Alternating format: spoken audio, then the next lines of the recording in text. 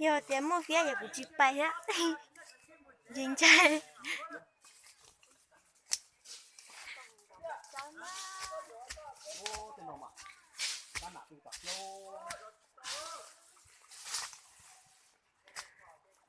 con có chơi một cái giờ cũng chơi chỉ còn là lo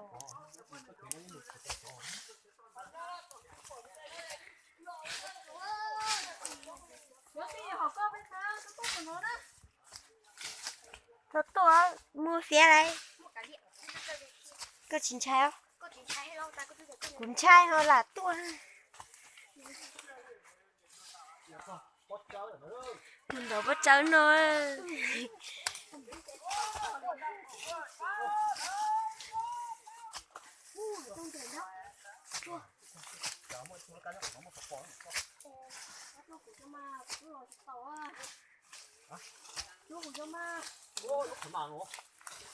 bên thầy á tôi còn lấy tôi không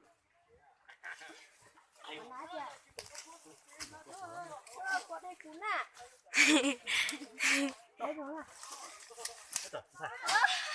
đây chắc sẽ có thay rồi nó chỉ nó ôi nó giờ chú bút gì lấy ôi không có cái gì kìa có chơi tôi chỉ tí giờ cho nó bắt cháu nè bắt cháu nhớ tí nó xí lên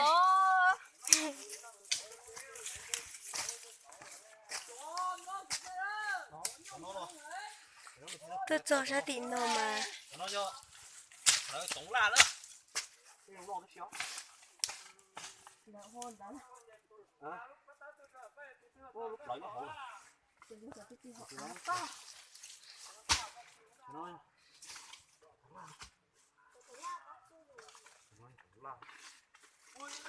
chỗ ấy cho người bé chỉ chéo nó chỉ cắt thân nó mà cắt ê trời thiên nhãn cả lỗ rồi bé nó đi xuống con sao để họ chơi rối dạng ta để nó mà có gì chọn đợi nữa như vậy chỗ nó lòi là một cái tới ra nó lòi chưa chuẩn tới á cha trong đó rồi chuẩn tới nó thì nhiều ô đẩy cá thôi rồi lúc là giờ mất tiền nếu tôi mất tiền đó họ nè có tới rồi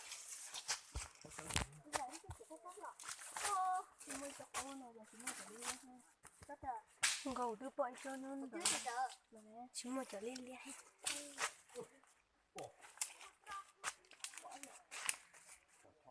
nó có đẹp bỏ đấy bộ lu bớt cháu sư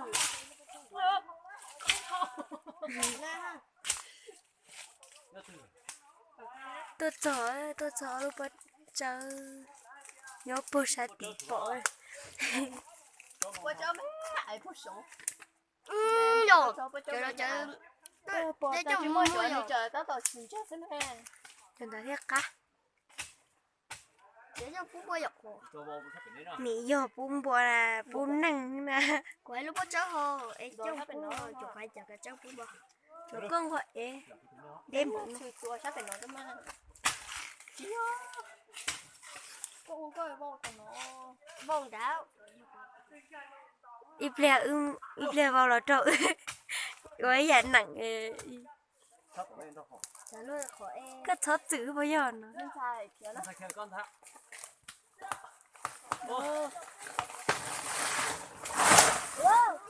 vào đào lúc bắt cháu làm sai đào lúc bắt cháu là bây giờ chắc phải tao đã cái này có thể làm mất không trời lộc kìa ôi trời để tôi mua ra rồi muốn tao này ôi nó tội thế rồi bé à muốn chết phá sát bỏ thế đi mua sao tối chỉ mới tham gia một bèo mua cái mua mà sợ cho cái gì mua luôn rồi thì nó thì nó cứ cái mấy đó tiếp phải của cái gì chỉ mua rồi phải gì Được rồi. mà con nói trên được bao một đá sao nó chưa sắp đến nó Có sẽ tơ chứ có chết tôi không có. Bây giờ nè. bữa cho cá vào lột nó Cho bé là. cho tí giờ luôn cho là yêu chừng nhau thì đấy đã lúc bắt cháu rồi Dạ lên đấy.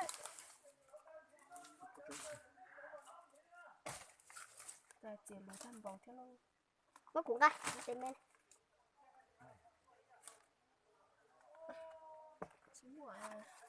Mất cuộn lại đi. mất alo Thảo. alo bà chỉ mua với mua sách đó đấy Mệt leo. các tay đó này thấy cả ở bắt cháu để ở luôn rồi dùng gạo xem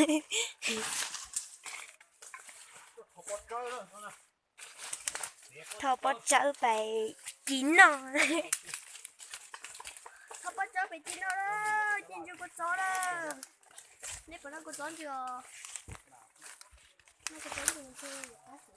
đen thôi Nếu mà nó có chó chưa bạn? nó hả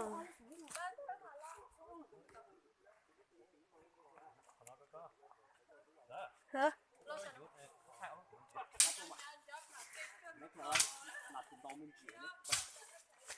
hết tiệt cho các bài đó chỉ mà các bỏ đó giờ chỉ tao bài cho các tuần đó cho ấy Rồi chứ mà mua đúng không? Hả?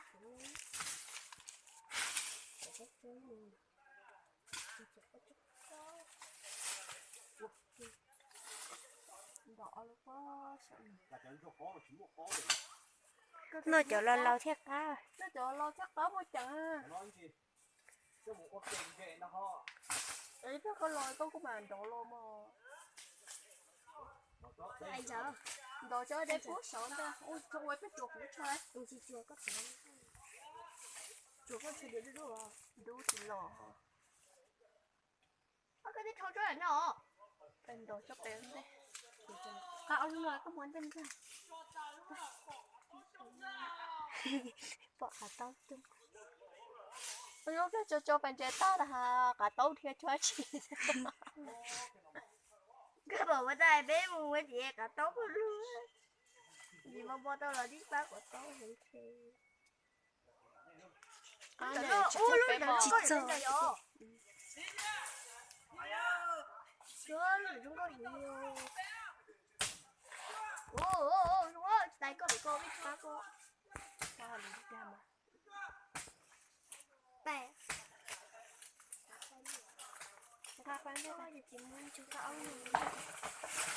bây giờ Cô đang tô sổ hết đi, hãy vào. cửa trốn thông sáu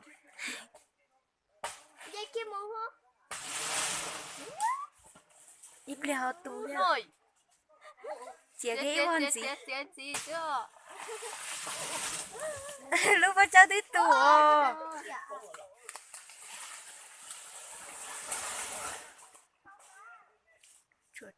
chuột chó mày mày Cho mẹ có trên tối như sổ tối sao rồi.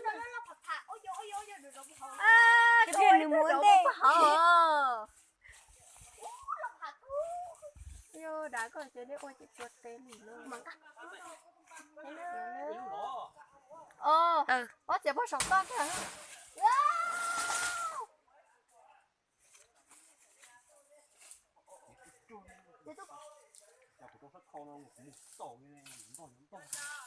Đi sáng em bùa thằng bộ coi.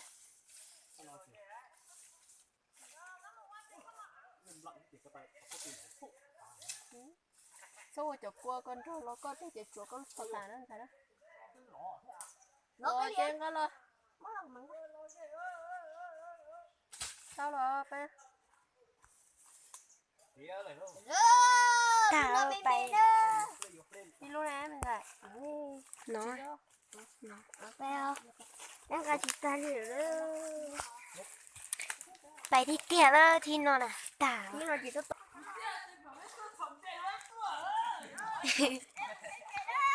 chẳng đâu phải đang đi thả một bọn trẻ mẹ nó cút đi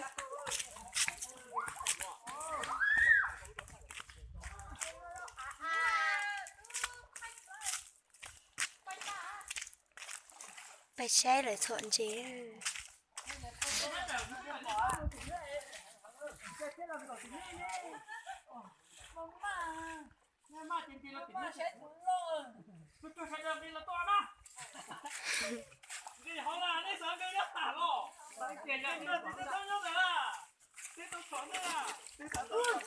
Đồ lấy.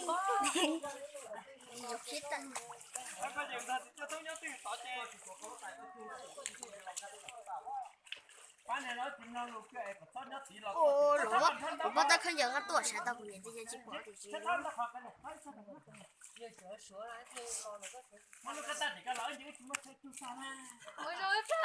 就大鸡婆这，俺当天就还这个。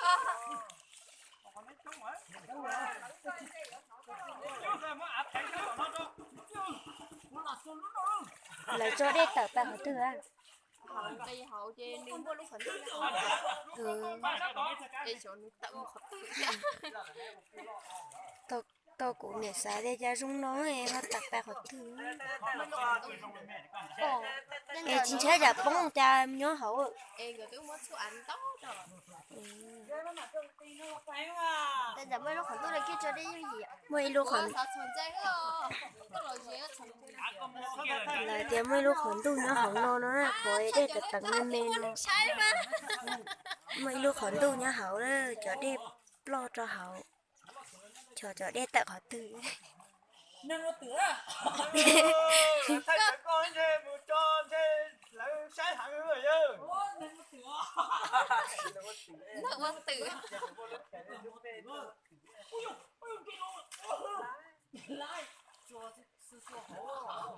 Đây là tiền nó có phản tôi nhớ là bây giờ thì cái này có cái gì cho chị cái mỏ luôn. Bây giờ ra đây nó mà bắt chơi được.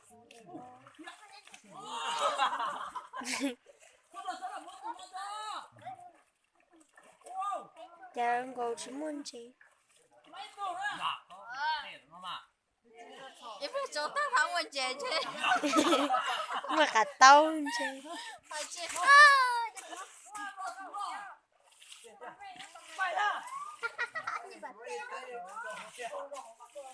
Em phải cho ta chỉ một chè chứ.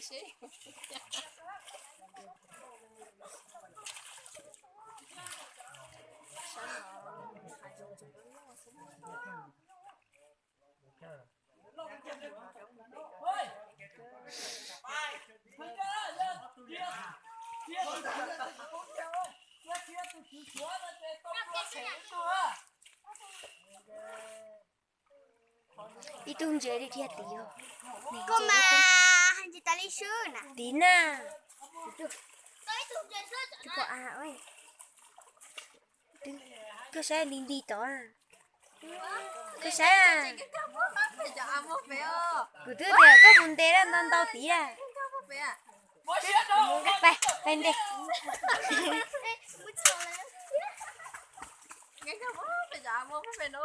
Làm sát tính nó mà hơn được cái nó muốn đi.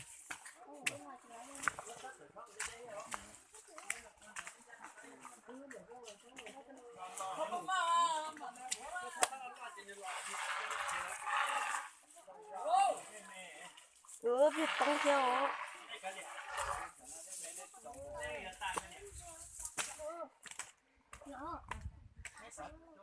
Có một tuần này rằng chơi kéo lon cái thấy được lấy tao nó đó. Có mấy kéo lon thế chơi xiển đó ha. Cái này là phải có được đánh. Chị chú trông chị khép bao lưu hậu xưa cho nó đen quá tà mà bọn chị đó.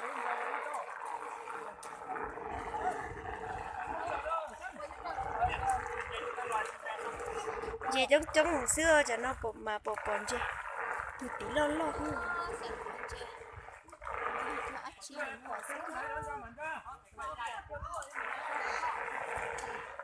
Các bạn đừng có. Đây ơi. Anh ơi. Lên thì là tuôn mà nó thay mà.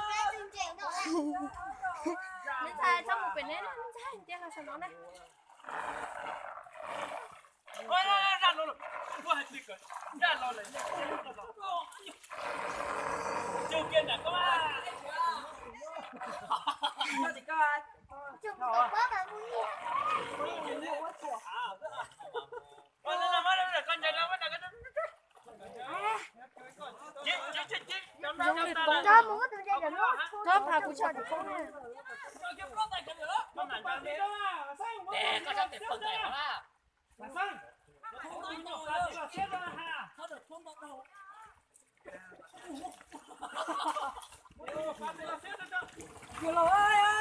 Ai dồi.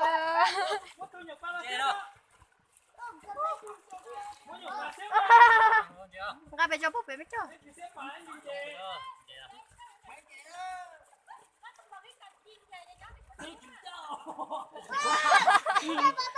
Ê ơi, chả nó bọn chơi trống trống. bắt thằng gì đó Mới xé thầu tất thầu. đây ba em mất thọ thì xin nó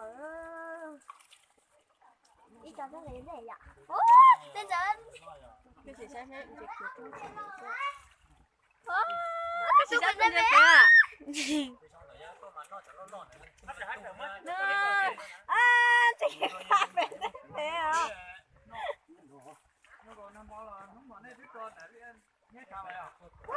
Chả nói chơi tay rồi ra đó.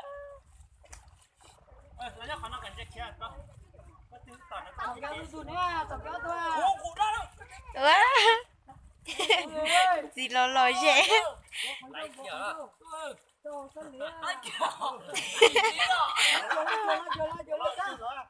Ai dồi. Cú xé hay chọn chơi đó. Chị rồi, chơi trống trống rồi, chả nó đấy tan chơi đi bao lưu về tên nó. là gì cơ Đây bài kia. ô cụ thằng đi đâu giúp cụ nhặt con đây vô Bài kia lên mà đây to luôn mà.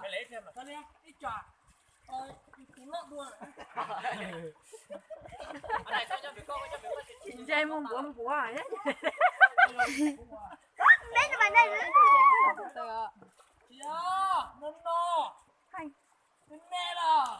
Wow, chị trống trống hậu nọ xưa. Đây nó tròn nó chơi không chơi. cho chơi lọ hả